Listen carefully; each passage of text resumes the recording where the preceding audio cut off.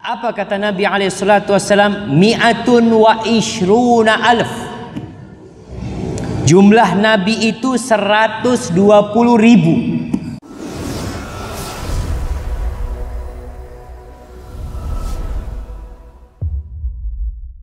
Muhammad ibn Abdullah wa ala alihi wa ashabihi wa man wala. Ya Allah, semoga salawat dan salammu senantiasa tercurahkan untuk manusia terbaik, untuk ciptaan termulia Allah, baginda Nabi kita Muhammad ibn Abdullah, dan untuk para sahabat, keluarga beliau, dan orang-orang yang meniti jalan beliau. Amma ba'd. Ahibati fillah, malam ini kita akan mengkaji tentang salah satu rukun iman yang memang perlu untuk disegarkan kembali.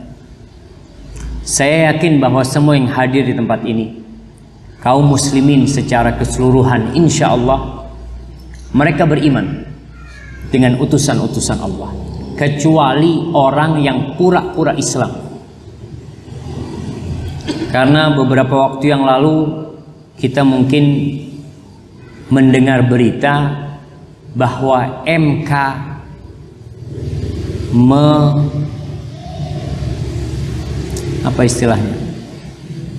melegalkan aliran kepercayaan.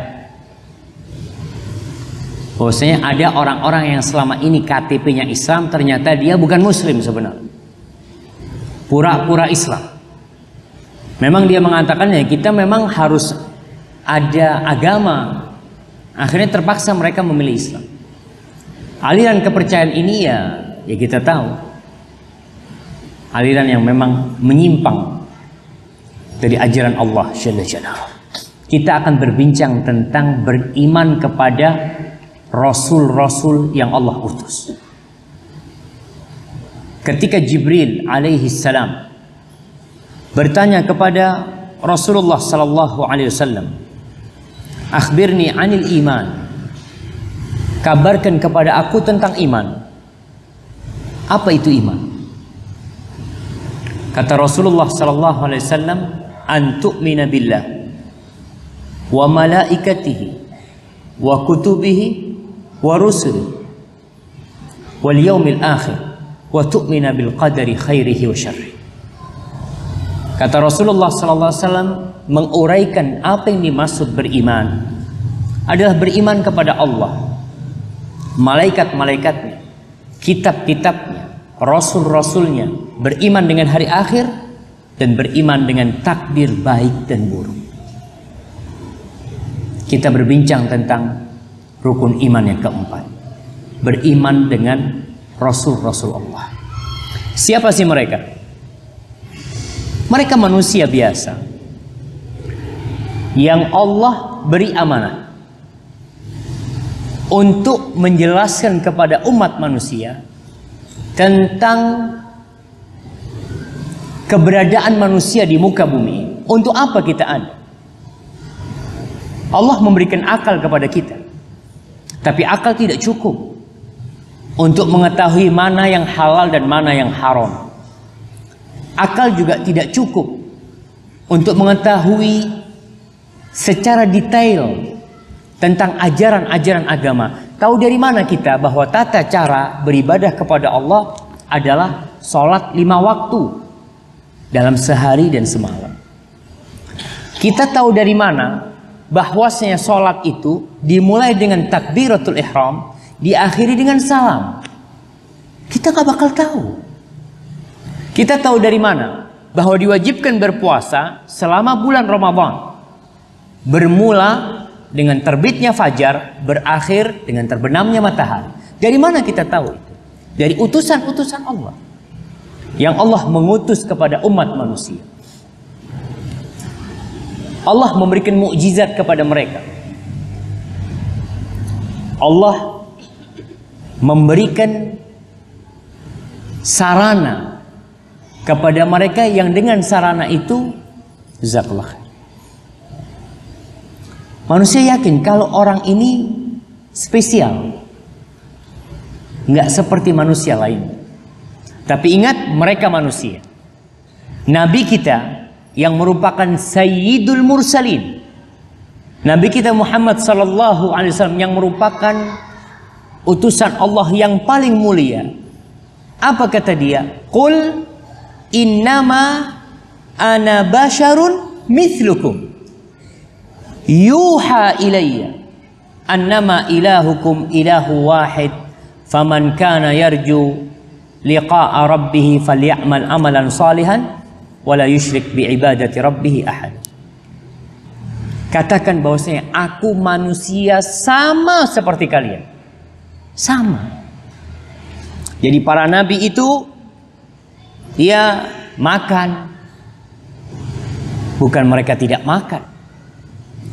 Mereka minum sama. Mereka juga sakit. Kita lihat mungkin yang kita tahu bagaimana Nabi Ayub alaihissalam. Bagaimana dia mendapatkan penyakit yang begitu berat buat dia. Yang bahkan penyakit itu membuat orang-orang di sekitarnya menjauhi beliau alaihissalam. Dan mereka juga bisa sembuh dari penyakit mereka. Nabi kita Muhammad sallallahu alaihi wasallam sakit. Berhari-hari beliau sakit sallallahu alaihi wasallam. Beliau terluka alaihi salatu wassalam. Ketika perang Uhud, kita tahu bagaimana darah itu mengalir di wajah Nabi kita Muhammad SAW. Bagaimana gigi beliau patah. Beliau manusia biasa. Nabi Ibrahim alaihissalam, apa kata beliau? Fa idza maridtu fahuwa yashfin. Kalau aku sakit, dia yang menyembuhkan aku. Berarti para nabi itu adalah manusia biasa. Mereka lupa. Ya. Dan mereka ingat. Bahkan Nabi Adam alaihissalam yang pertama lupa. Kapan Nabi Adam lupa? Ketika ajal datang menjemput Nabi Adam. Ketika malaikat maut datang ke rumahnya Nabi Adam. Nabi Adam sakit. Sakit ketika itu umur beliau 960 tahun. Beliau sakit. Lalu beliau mengatakan kepada putra-putranya, anak-anaknya, ini ashtahi thimaral jannah.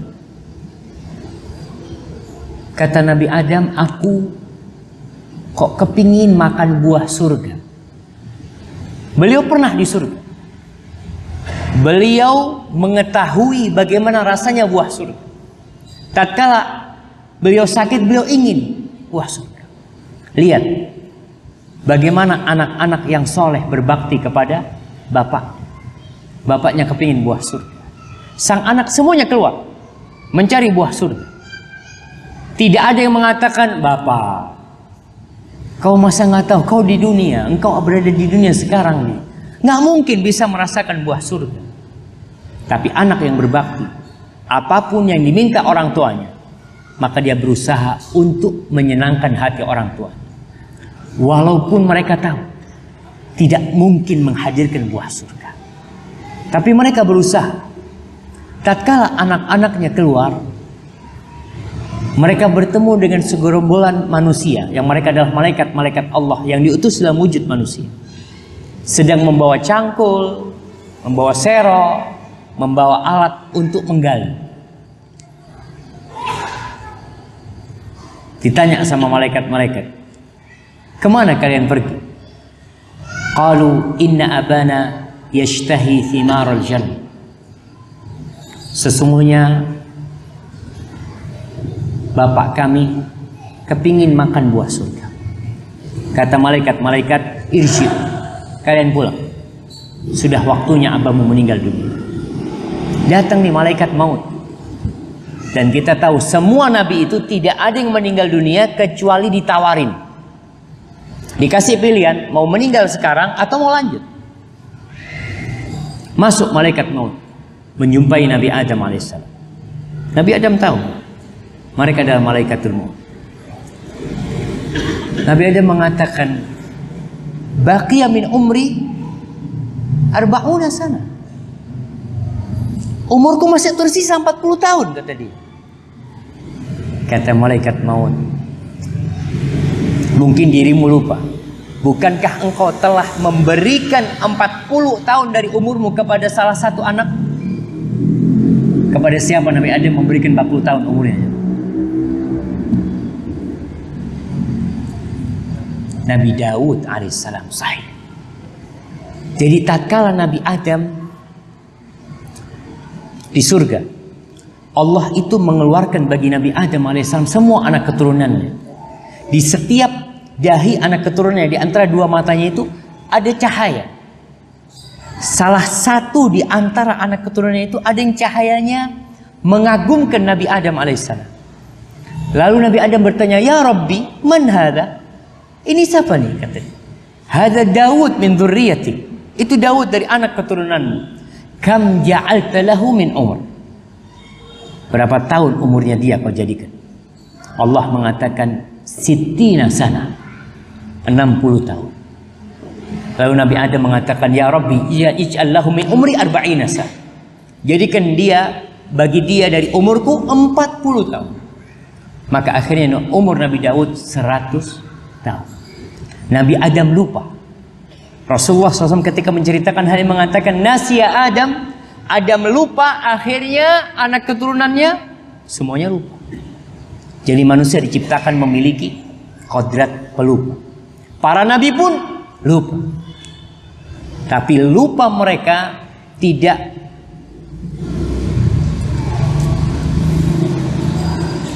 sampai menjadikan wahyu yang harus disampaikan itu terbengkalai. Tidak. Bahkan mereka lupa pun karena Allah yang menginginkan para nabi lupa. Rasulullah SAW pernah sholat membaca, beliau pernah membaca pada malam hari Al-Quranul Karim, kemudian dibetulkan oleh para sahabat. Ada bacaannya yang diperbaiki. Itu untuk menunjukkan syariat, bahwasanya nabi pun lupa. Jadi para nabi lupa. Namun mereka memiliki sifat-sifat yang menjadikan mereka makhluk yang paling mulia. Kalau bicara tentang kecerdasan nabi, jangan ditanya. Berbicara tentang sidq, kejujuran para nabi tidak pernah berdusta alaihi salam. Berbicara tentang amanah, Masya Allah, mereka adalah orang-orang yang amanah. Dan kaumnya tahu mereka adalah orang-orang yang amanah. Berbicara tentang tabligh, maka beliau menyampaikan apa, para nabi menyampaikan apa yang diperintahkan kepada mereka. Dan pada akhirnya para nabi juga meninggal dunia. Allah mengatakan, "Innaka mayyitun." Engkau akan meninggal. Wa innahum mayyitun. Dan semuanya akan mati. Tidak ada yang abadi. Allah tidak menjadikan seorang pun hidup abadi. Tidak ada. Jadi para nabi meninggal dunia. Nabi Isa alaihissalam diangkat oleh Allah. Dan sampai hari ini umat Islam meyakini bahwa Nabi Isa alaihissalam hidup, berada di atas. Dan kelak Nabi Isa akan turun, melanjutkan perjuangan Rasulullah SAW. Kemudian dia meninggal seperti meninggalnya yang lain, untuk menunjukkan kepada seluruh umat manusia. Yang kita mengetahui ada beberapa miliar umat manusia yang meyakini bahwa Nabi Isa alaihissalam adalah Tuhan, anak Tuhan. Beliau bakal turun. Beliau bakal turun untuk membuktikan kalau Nabi Isa alaihissalam adalah manusia biasa yang Allah berikan kepada dia wahyu, yuha ilayya. Itu kelebihannya. Mereka mendapatkan wahyu, mereka mendapatkan kemuliaan. Dan ingat, kita umat Islam percaya dengan semua nabi. La nufarriqu baina ahadin min rusul. Kita tidak membeda-bedakan, jemaah. Enggak. Kita tidak boleh juga mencela para nabi. La. Maka hati-hati sebagian orang yang mungkin berdialog di dalam medsos, yang berbantah-bantahan dengan orang-orang Nasara yang notabene-nya mereka mentuhankan Nabi Isa alaihissalam. Ingat, Nabi Isa adalah Nabi kita. Jangan sampai kita memperolok-olokkan Nabi Isa alaihissalam, karena hal itu dilarang di dalam agama kita. Baik, kita beriman secara global bahwa Allah mengutus utusan-utusan. Dan kita beriman secara detail. Apabila ada nama nabi-nabi yang disebutkan, kita harus beriman. Kalau kita nggak tahu, ya wallahu a'lam, yang jelas ada utusan Allah Subhanahu wa taala yang diutus kepada umat manusia. Kita beriman. Ada utusan-utusan Allah yang Allah ceritakan. Ada utusan-utusan Allah yang Allah tidak ceritakan. Yang jelas mereka ada. Kalau bicara dalil, apa bukti kalau Allah mengutus para rasul? Sebenarnya fitrah manusia tidak terlalu membutuhkan banyak dalil, karena manusia membutuhkan mereka dalam kehidupan ini. Dan Allah telah mengutus mereka. Allah berfirman di surat An-Nahl ayat 36, "Walaqad ba'atsna fi kulli ummatin rasulan an i'budullah wajtanibut taghut." Kata Allah, dan kami benar-benar telah mengutus fi kulli ummatin, pada setiap umat, rasulan, seorang utusan, an i'budullah, agar kalian beribadah kepada Allah dan meninggalkan taghut, itu sesembahan-sesembahan selain Allah. Setiap umat, ma min ummatin illa khala fiha nadhir. Tidak ada satu umat pun kecuali ada utusan yang Allah kirim ke sana. Namun tidak semuanya diceritakan. Ada seorang yang mungkin bertanya, "Ustaz, kira-kira Indonesia dulu itu siapa rasulnya? Siapa jemaah?" Kalau antum membaca sejarah Indonesia sebelum datangnya Islam ke sini, sebelum masuknya Islam ke sini, kira-kira ada nggak Rasul? Wallahu a'lam. Yang jelas Allah mengatakan tidak ada satu umat pun kecuali Allah mengutus. Siapa namanya? Nggak tahu. Dan manusia secara fitrah meyakini Allah itu Rabbul Alamin. Kemudian Allah berfirman di surah Al-Hajj ayat 75, Allahu yastafi minal malaikati rusulan wa minan nas innallaha sami'un basir. Allah mengutus dari malaikat-malaikat sebagai utusan. Artinya ada sebagian malaikat yang dipilih sama Allah sebagai utusan. Wa minan nas, dan Allah juga memilih dari sebagian manusia sebagai utusan. Utusan buat manusia. Allah tidak menjadikan utusan itu malaikat.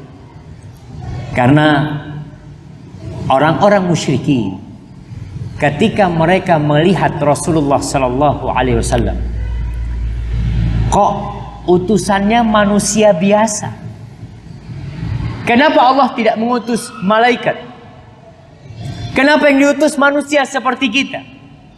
Jamaah, itulah manusia. Manusia itu nggak ada syukurnya kecuali yang Allah kasih taufik untuk bersyukur. Tidak ada puasnya. Kalau yang diutus itu malaikat, kira-kira kita bisa mencontoh nggak? Nggak mungkin. Kita nggak, yo itu kan malaikat jemaah. Kita nggak mungkin. Sekarang saja banyak umat Islam yang ketika diceritakan tentang sunnah Rasulullah SAW, tentang ibadah Nabi, tentang sholat Nabi, apa kata mereka? Oh, itu kan Rasulullah. Kita kan nggak mungkin bisa kayak gitu. Subhanallah. Allah mengutus nabinya dari manusia supaya bisa dicontoh. Supaya bisa dicontoh. Bahkan Allah mengatakan qad kanat lakum uswatun hasanatun fi Ibrahim walladzina ma'. Kalian tuh ada suri tauladan buat kalian disapa di Ibrahim alaihissalam. Kita disuruh mencontoh mereka. Laqad kana lakum fi Rasulillah uswatun hasanah. Di diri Rasulullah SAW ada suri tauladan yang baik. Jadi memang Allah pilih utusannya itu manusia supaya kita bisa mencontoh. Nabi menikah, Nabi punya anak, bahkan Nabi mengatakan an-nikahu sunnati. Nikah itu adalah ajaranku, adalah jalanku. Man kariha sunnati au man raghiba an sunnati falaysa minni. Yang benci dengan sunnahku bukan dari golongan. Maka ingat, Allah mengutus wa minan nas, dari manusia. Kemudian di surah An-Nisa ayat 120, 163, 164 Allah mengatakan inna auhayna ilaika. Sesungguhnya kami memberikan wahyu kepadamu. Kama auhayna ila Nuhin wan nabiyina min ba'di. Sebagaimana kami mewahyukan kepada Nuh dan nabi-nabi setelah. Di sini para ulama berpendapat bahwa Rasul yang pertama adalah Nuh alaihi salam. Nuh adalah Rasul pertama. Nabi Adam alaihissalam Nabiun mukallam. Beliau adalah Nabi yang diajak berbicara oleh Allah subhanahu wa ta'ala. Wa auhayna ila Ibrahim. Allah mengatakan kami wahyukan kepada Ibrahim. Wa Ismail. Wa Ishaq. Wa Yaqub. Wal Asbat. Wa Isa. Wa Ayyub. Wa Yunusa. Wa Haruna wa Sulaiman wa ataina Dawuda zabura. Allah menyebutkan kami mewahyukan kepada siapa? Nabi Ibrahim, kepada Ismail, Ishak, Yaqub dan anak keturunannya Yaqub, Isa, Ayyub, Yunus, Harun, Sulaiman, dan kami memberikan kepada Dawud kitab Zabur. Lalu Allah mengatakan wa rusulan qad qasasnahum 'alaika min qabl wa rusulan lam naqsushum alaih wa kallamallahu Musa taklima. Allah mengatakan dan rasul-rasul lainnya yang kami ceritakan kepada kalian dan yang kami tidak ceritakan kepada kalian. Dan Allah berbicara dengan Nabi Musa alaihissalam. Allah berbincang dengan Nabi Musa alaihissalam. Kemudian masih banyak ayat-ayat lainnya yang menyebutkan bahwasanya Allah mengutus Rasul. Kisah Nabi Musa alaihissalam bersama Fir'aun adalah kisah yang insya Allah semua orang meyakini. Sampai hari ini kita bisa melihat sungai Nil, tempat Nabi Musa dibuang. Kita bisa melihat piramid-piramid, tempat Fir'aun dikuburkan di sana. Bagaimana Allah memberikan kepada Nabi Musa alaihissalam bantuan Nabi, bantuan Rasul. Siapa? Nabi Harun alaihissalam. Para jamaah rahimakumullah, bisa jadi pada satu waktu itu ada beberapa Rasul. Ada beberapa Rasul. Contohnya, pada masa Nabi Zakaria ada berapa Rasul? Ada Nabi Zakaria? Enggak. Nabi Yahya dan Nabi Isa alaihissalam. Itu dalam satu waktu. Mereka hidup dalam satu waktu. Subhanallah. Taib. Pada masa Nabi Yaqub alaihissalam, Nabi Yaqub bersama putranya Yusuf alaihissalam. Kemudian pada masa Nabi Daud sama Nabi Sulaiman, bapak ayahnya sama-sama jadi utusan Allah SWT. Bismillah.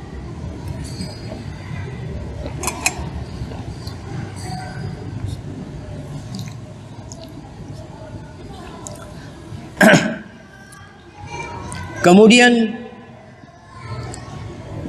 Nabi kita Muhammad SAW telah menginformasikan kepada kita tentang diri, tentang saudara-saudaranya, nabi-nabi yang lainnya, tentang rasul-rasul yang lainnya.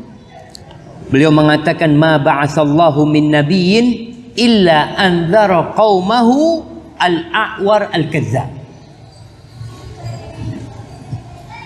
Tidak ada seorang pun nabi yang diutus oleh Allah melainkan dia telah menjelaskan,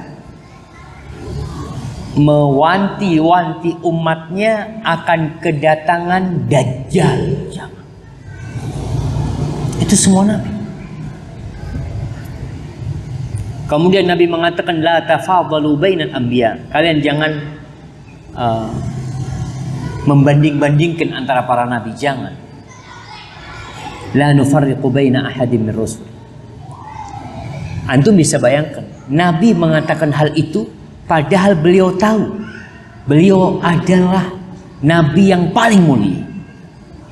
Ini ketawaduan Rasulullah sallallahu alaihi wasallam. Beliau mengatakan dalam sebuah hadis, la tufaddiluni ala Yunus ibn Matta. Jangan kalian memuliakan aku lebih daripada Yunus ibn Matta, Nabi Yunus alaihissalam. Karena mungkin sebagian orang akan berpikir, oh Nabi Yunus kan dimakan ikan paus karena dia meninggalkan kaumnya. Jangan. Bagaimana ketawaduan Rasulullah SAW? Berapa jumlah para Rasul dan Nabi? 128. Ada beberapa hadis. Abu Dzar radhiyallahu taala an pernah bertanya kepada Rasulullah SAW tentang jumlah Nabi dan Rasul. Apa kata Nabi SAW? Mi'atun wa ishruna alf. Jumlah Nabi itu 120.000. 120.000.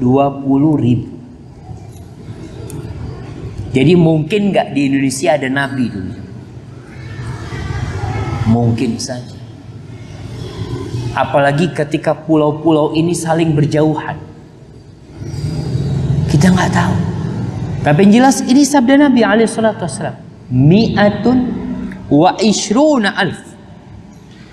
Rasulnya berapa? Kita yang tahu berapa? 25 Nabi dan Rasul. Nabi mengatakan wal mursaluna minhum 313. 313. 120.000 dan 313. Banyak. Jam'un ghafir. Mereka jumlahnya banyak kata Rasul sallallahu alaihi wasallam. Hadis ini diriwayatkan oleh Al-Imam Ibnu Hibban dalam Sahih berkaitan dengan jumlah para nabi tersebut. Kita beriman dengan semuanya? Iya. Beriman dengan semuanya. Tadi secara global kita beriman.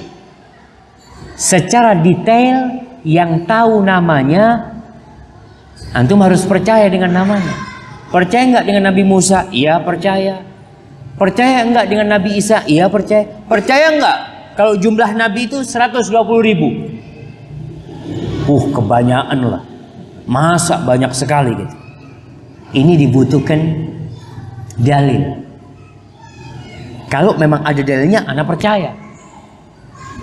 Antum percaya enggak kalau jumlah Rasul itu 313? Enggak. Ana pokoknya percaya Nabi itu banyak dan Rasul itu banyak. Ketika antum belum sampai hadis ini kepada antum, wajar orang itu ana enggak tahu.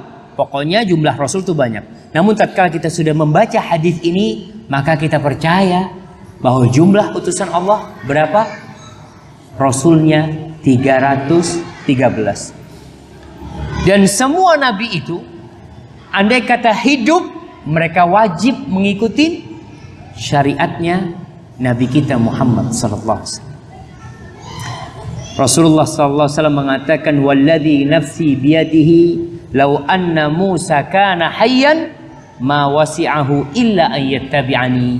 Andai kata Nabi Musa alaihi salam itu masih hidup, maka dia tidak bisa keluar dari syariatku. Tidak ada jalan bagi dia kecuali mengikuti jalanku. Maka ingat para jamaah rahimakumullah, berdasarkan hadis ini nggak ada istilah orang yang boleh keluar dari syariat Nabi Muhammad. Ada beberapa sekte yang perlu diluruskan.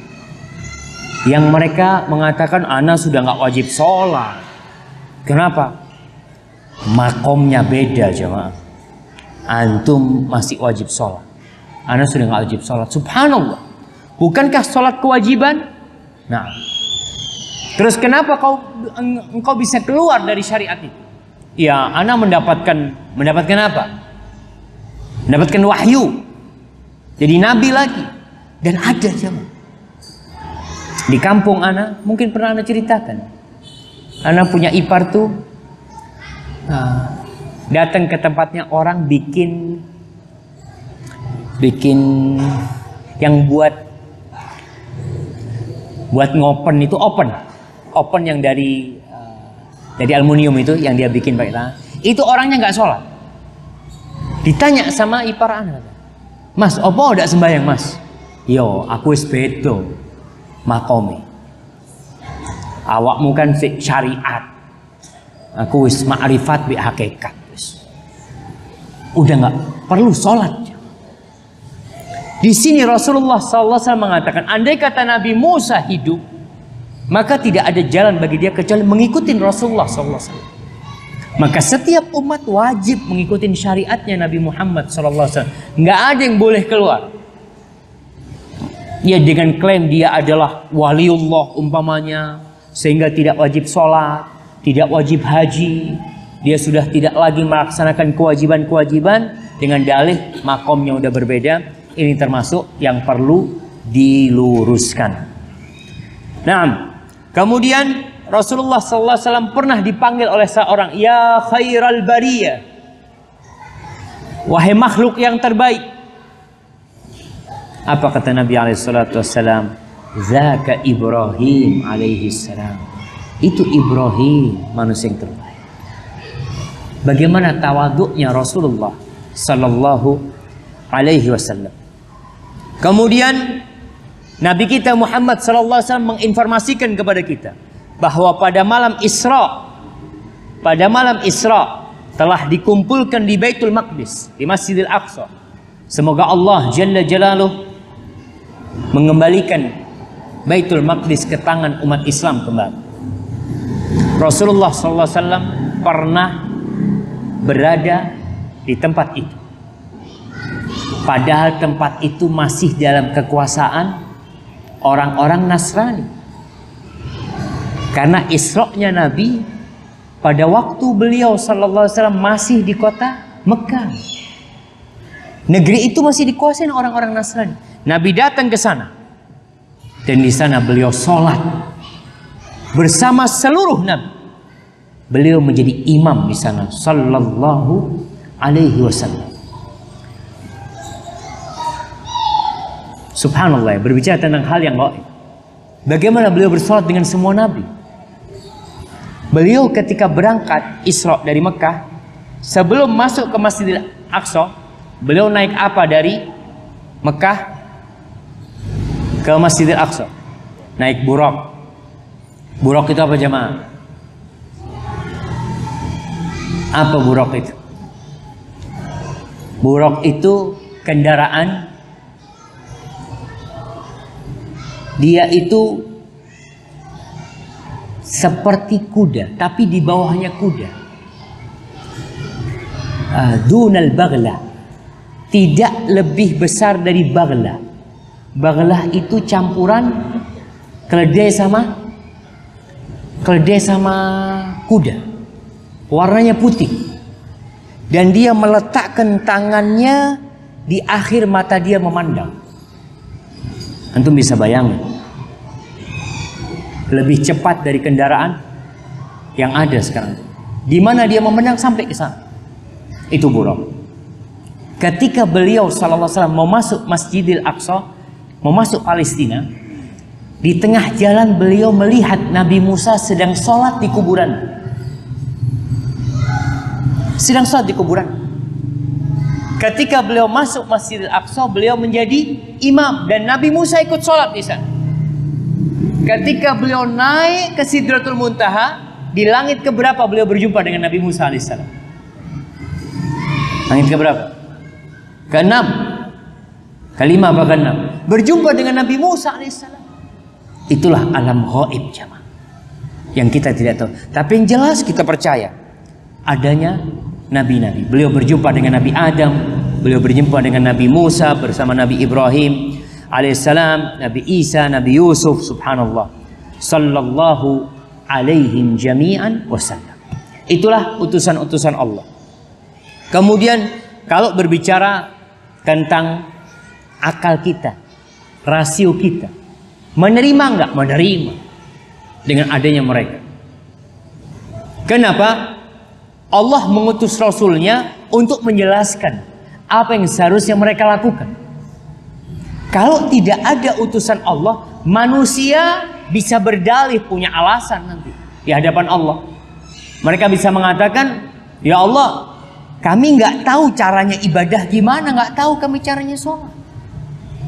Sehingga umat-umat yang tidak sampai utusan Allah ke sana, mereka tidak akan diazab oleh Allah Subhanahu wa taala. Wa ma kunna mu'adzibina hatta nab'atsa rasula. Kita tidak akan memberikan azab sampai kita mengutus utusan Allah ke sana. Allah menciptakan kita untuk beribadah kepada. Wa ma khalaqtul jinna wal insa illa liya'budun. Terus bagaimana kita beribadah kalau ternyata Allah tidak mengutus Rasul? Allah tidak menjelaskan tata cara ibadah yang diinginkan oleh Allah Subhanahu wa taala. Oleh karena itu di surat An-Nisa ayat 165 Allah menjelaskan hikmah diutusnya para rasul. Kenapa para rasul diutus? Allah mengatakan rusulan mubasyirina wa mundirin. Rasul-rasul itu diutus memberikan kabar gembira, memberikan peringatan, menjelaskan kepada umat apa yang diperlukan oleh mereka. Li'alla yakuna linnasi 'alallahi hujjatun ba'dar rusul. Wa kana Allahu azizan hakima. Agar manusia tidak punya alasan lagi. Udah dikasih tahu masih melanggar, nggak ada alasan. Antum bisa tahu ketika orang melanggar lalu lintas, ditangkap sama polisi, bisa nggak dia beralasan anak nggak ngerti? Bisa diterima. Wallah Pak polisi, saya nggak paham kalau ternyata ini nggak boleh. Anak nggak paham kalau ternyata pakai helm itu wajib. Diterima nggak sama polisi? Aduh, nggak usah alasan lah. Sini, ditilang tetap. Kenapa? Karena sudah ada penjelasan, sudah diutus orang-orang yang menjelaskan. Begitulah manusia kelak pada hari kiamat tidak punya alasan untuk mengatakan, ya Allah, Engkau tidak mengutus utusanmu kepadaku. Maka nanti ada orang-orang ahlul fatrah yang hidup tanpa ada nabi di sana. Mereka akan diuji kelak di padang mahsyar, apakah mereka beriman kepada Allah atau tidak. Hadza wallahu a'lam bissawab. Ana rasa itu yang bisa ana sampaikan pada kesempatan kali ini. Kalau kiranya ada pertanyaan, ana persilahkan sebelum kita masuk ke waktu salat Isya. Fadhol jamaah. Masya Allah. Ada yang sampai merem-merem mana lihatnya.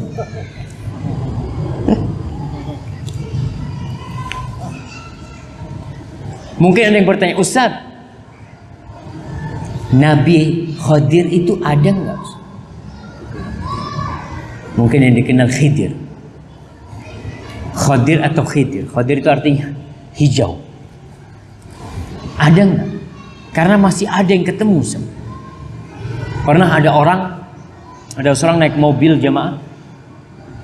Ini sama rombongan. Orang-orang yang berilmu semua. Orang-orang ahli ibadah. Tahu-tahu salah satu orang ngomong, berhenti. Lalu orang ini turun, menyumpai seorang petani, dipeluk petani itu, diciumin sama dia. Lalu dia naik mobil lagi, melanjutkan perjalanan. Sohibnya semua bingung. Siapa tadi? Nabi Khidir. Tadi ya. Masya Allah. Tahu dari mana Nabi Khidir jamaah? Selesai. Nabi Khidir sudah meninggal dunia. Memang ada perbedaan pendapat apakah dia nabi atau hanya hamba Allah yang soleh. Dan Nabi Khidir inilah yang digunakan dalil oleh sebagian orang bolehnya keluar dari syariat Nabi. bolehnya keluar dari syariat Nabi, sehingga muncul kelompok-kelompok yang tidak mengikuti syariat Nabi Muhammad SAW dengan berdalih, oh seperti Nabi Khidir, tingkatannya sudah tinggi, nggak perlu lagi melaksanakan syariat. Dia membunuh, Nabi Khidir membunuh orang di hadapan Nabi Musa alaihissalam. Ketika itu tentunya itu karena wahyu dari Allah Subhanahu wa ta'ala. Apakah dirimu mendapatkan wahyu dari Allah? Tidak. Baik. Nggak ada yang bertanya? Ana cukupkan sampai di sini. Insya Allah kita akan masuk kepada pembahasan kalau ada waktu tentang Nabi kita Muhammad SAW. Kita ingin berbincang tentang bagaimana ya 24 jam bersama Rasulullah SAW. Karena kita umatnya Nabi Muhammad SAW, kita diperintahkan untuk mengikuti sunnah-sunnah beliau. Insya Allah kita akan bahas tentang bagaimana Rasulullah SAW sejak bangun tidur dan sampai tidur kembali, agar kita tidak perlu lagi mencontoh fulan.